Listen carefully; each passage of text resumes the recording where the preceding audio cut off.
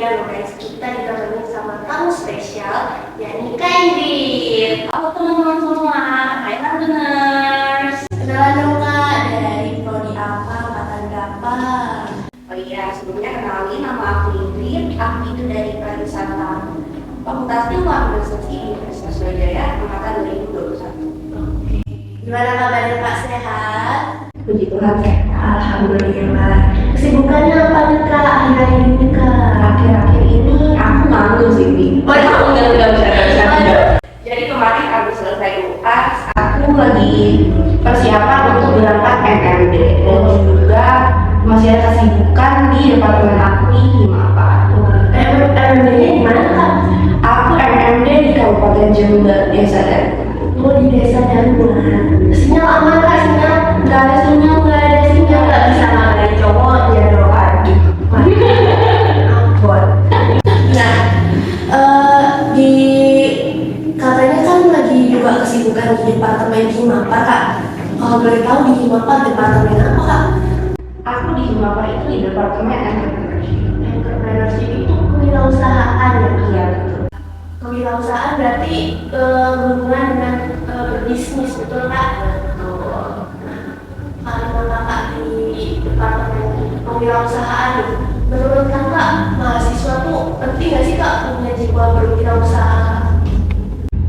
Menurut aku pribadi nih ya, penting banget gitu loh. Dan juga aku pernah dengar nih dari dosen aku, kenapa kewirausahaan itu menjadi salah satu mata kuliah wajib di Universitas Brawijaya. Itu pasti kesemerta-merta, misalkan kayak kita lulus nih, terus semua orang, even yang di jurusan kedokteran itu lulusnya nanti jadi wirausahaan gitu. Enggak kayak gitu.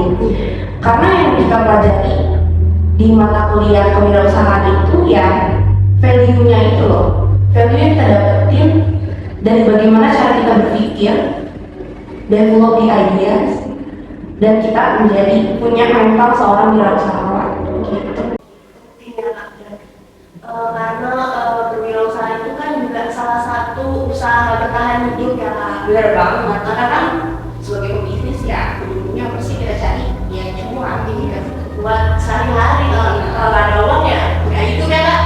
Nah terus karena kita kan masih jadi mahasiswa ya Kak, kan mahasiswa kesibukannya masih belajar kan, kewajiban utamanya kan. Nah terus kalau mau berwirausaha kita belajarnya dari mana Kak? Nah, mahasiswa itu.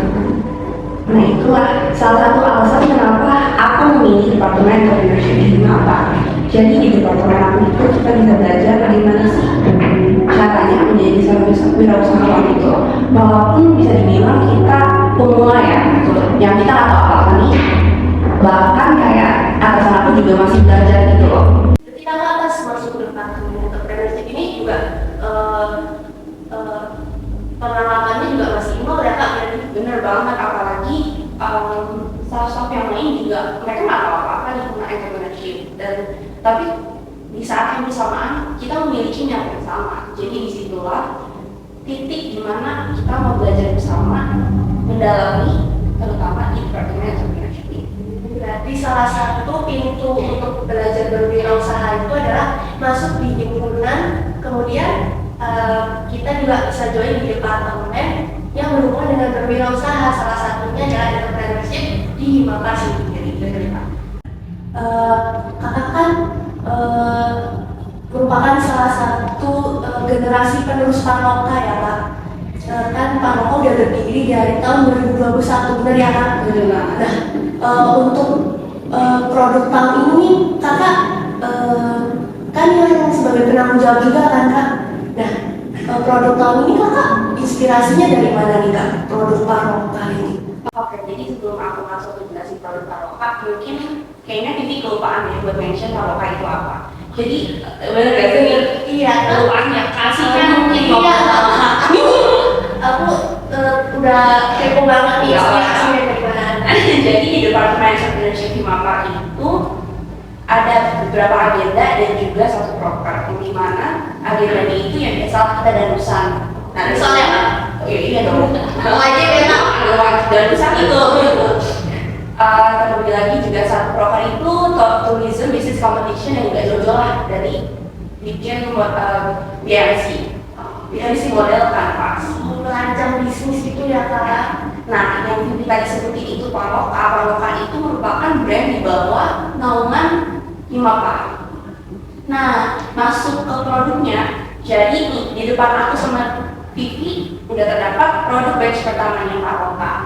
Jadi produknya itu baseball cap dan juga korek.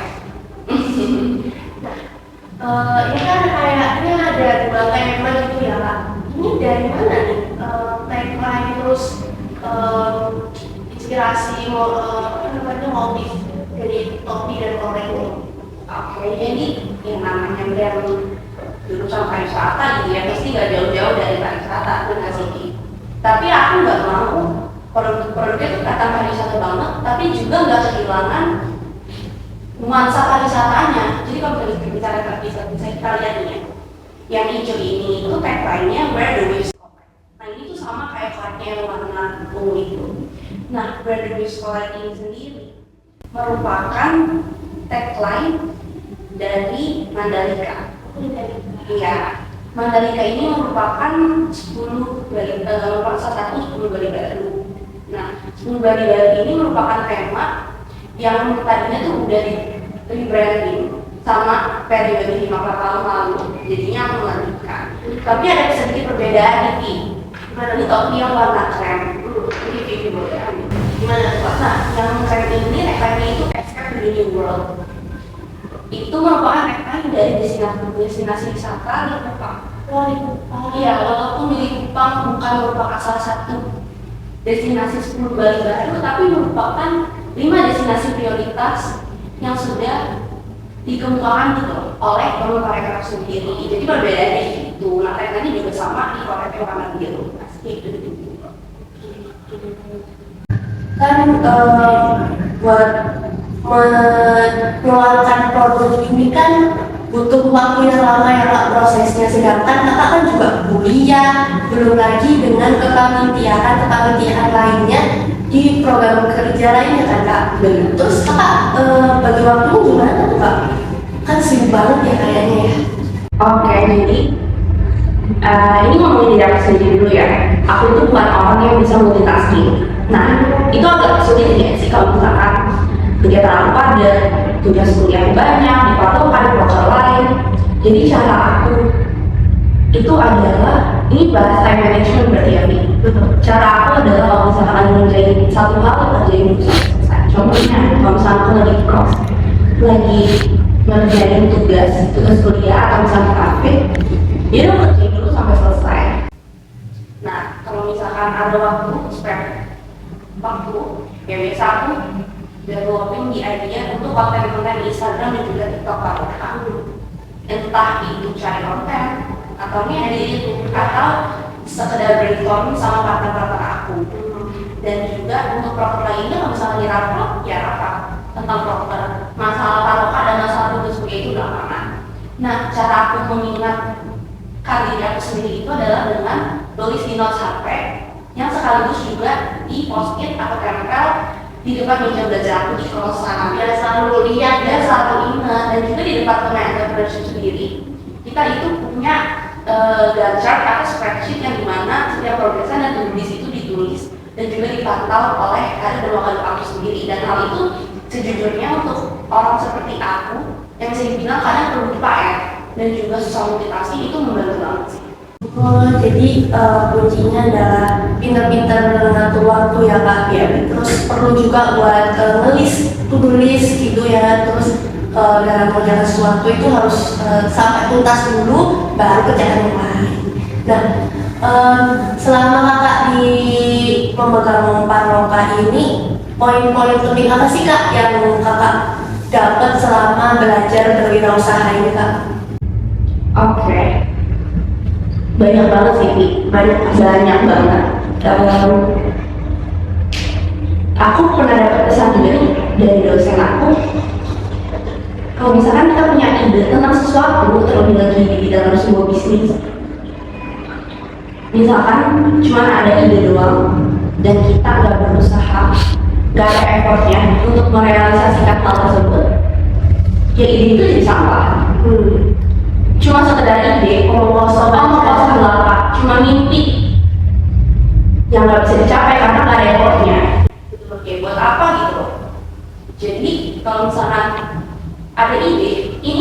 masuk ke poin aku yang kedua. Yang namanya sebuah bisnis itu nggak bisa dijalani sendirian, untuk kerjasama di dalam tim. Nah, hal ini harus dari internalnya dulu, dari timnya di dalam timnya ya benar. Timnya ini dikuatin komunikasi, tanggung jawab kita, job desk dibagi sesuai pekerjaan masing-masing biar gak ada keteteran. Jadi dengan tim yang kuat, kita bisa developing our ideas menjadi sebuah produk gitu, ya produk yang dibentuk kayak ini. Dan harus memiliki tanggung jawab sepenuhnya atas apa yang sudah diamanahkan. Betul, apalagi kayak misalnya ini produk kita harus punya sense of belonging juga gitu loh, kayak peka. Nah, dan jika kita mau bikin sebuah bisnis nih, kita harus cari dulu nih masalahnya apa. Kenapa sih kalian mau bikin bisnis ini? Masalah apa yang mau kalian pecahkan gitu loh. Kamu tahu nggak Ki, kenapa aku pilih baseball cap ini menjadi salah satu produk di baju pertama Kak? Kenapa? It's simply because aku kalau setiap jalan-jalan di mall atau toko, aku nggak pernah ketemu topi. Aku tipe orang kepala aku biasanya besar ya, gitu ya. Jadi kalau misalnya aku kayak mau coba beli topi, aku suka sih pakai topi ya. Topi kan buat keliling dari matahari atau ini gitu kan. Tapi setiap aku coba dan aku pakai, aku ngaca, aku ngerasa kayak kok aneh, nggak cocok, kalau kepala aku jadi tambah gede. Jadi apa macam serius gitu. Aku jadi kayak loh. Jadi itu padahal topi merupakan salah satu bagian dari outfit kita sehari-hari, kan lengkap gitu loh.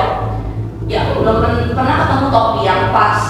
Jadi tujuan aku ya untuk merealisasikan hal tersebut. Sesimpel, yang penting aku punya topi untuk dipakai dan dia pun kelihatan bagus. Jadi karena nggak ada topi yang bagus, ya kenapa kita nggak buat aja? Benar, apalagi pas itu nggak aku doang yang pernah rasain hal kayak gitu. Aku mau orang-orang kayak aku bisa punya topi yang sesuai gitu, yang nyaman dan sesuai dan bagus untuk dipakai di kepala mereka. Jadi di sini poinnya adalah apa yang menurut kita kekurangan itu, kenapa kita nggak yang nambahin aja, kenapa kita cari kemana-mana, betul ya lah. Terus dalam sebagai seorang wirausahawan yang bekerja dalam tim itu, kita kan harus bekerjasama dengan orang lain kan. Itu juga pendapat satu sama lain tuh kalau bentrok gimana? Nah itu sih. Jadi kalau misalkan di dalam hal apapun yang namanya kerja tim, apalagi kita buat sebuah bisnis gitu loh, buat produk baru nih. Misalkan kalian punya, aku merupakan ahliku di bagian marketing nih, emang aku pegang marketingnya apa. Oke deh, mungkin orang merasa atau dia aku sendiri merasa aku paling tahu mengenai konten Instagram. Kayak jadi Ingrid paling tahu gitu loh tentang konten ini, paling ngerti desain. Tapi nggak selalu apa yang aku anggap itu bagus dan benar menurut orang lain juga seperti itu. Makanya penting banget untuk menanyakan pendapat tentang orang lain. Gak perlu dioperasikan sendiri. Itu cuma buang-buang waktu kita gitu loh. Jadi kita tanya dan kita komunikasikan dengan partner bisnis kita, itu akan mempermudah gitu loh.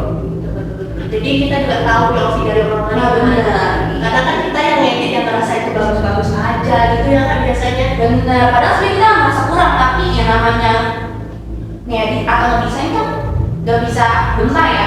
Makanya lah kita butuh bantuan orang lain. Gitu. Kalau boleh tahu penjualan Paroka Batch 1 ini udah selesai ya Kak? Iya nih, sayangnya Batch 1 Paroka udah tuh. Aku mau beli, kenapa enggak? Aduh, nggak update banget sih berarti. Iya, makanya nih, untuk teman-teman learners bisa banget langsung cek Instagramnya @paroka.id, karena di sana nggak sekedar foto produk aja, kita juga ada konten-konten mengenai gimana sih jadi seorang pebisnis yang keren, dan juga konten kita juga sering adain mini kuis yang dihadiahkan produknya Paroka. Selain informatif itu juga kesempatan dalam kesempitan ya. Iya benar banget. Nah katanya Vivi udah Belum dapat nih yang produknya Panoka. Belum. Ya oke deh, ini aku ada hadiah buat Vivi. Yang ini? Yang ini? Iya, buat kamu. Gratis ya? Gratis. Ya ampun, makasih banget. Terima makasih banget udah undang aku sebagai representatifnya Panoka. Oke, makasih banyak ya. Sama-sama, terima kasih juga ya. Pengalaman dan tips dan ya curhatan juga buat teman-teman Nantubers ini. Makasih juga ya pihak Lampung Aso udah undang aku. Sama-sama Kak. Oke, sekian dulu episode kali ini karena waktu udah terbatas. Kalian bisa komen buat next episode kita mau bahas apa lagi. Oke?